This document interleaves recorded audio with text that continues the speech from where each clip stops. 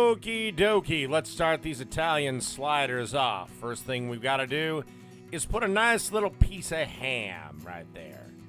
These are real simple, real easy to do. Ingredients are available basically at any deli or any grocery store. And just little,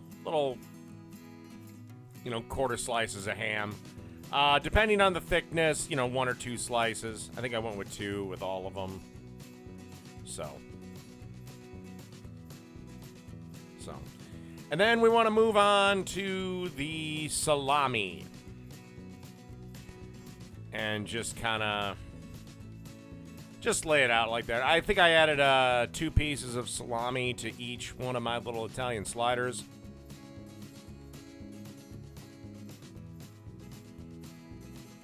Oh, also I should mention we should have the oven preheated to about 425 degrees. And then a little piece of fresh mozzarella. If you don't have fresh mozzarella, you can use the packaged stuff, but I think the fresh mozzarella does a better job.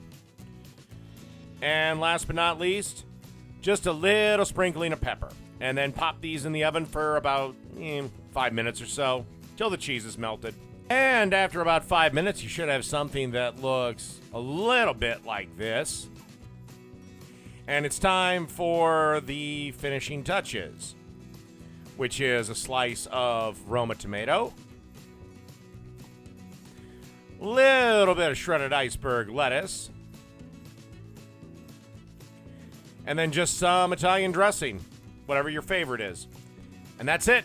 Italian sliders. Done.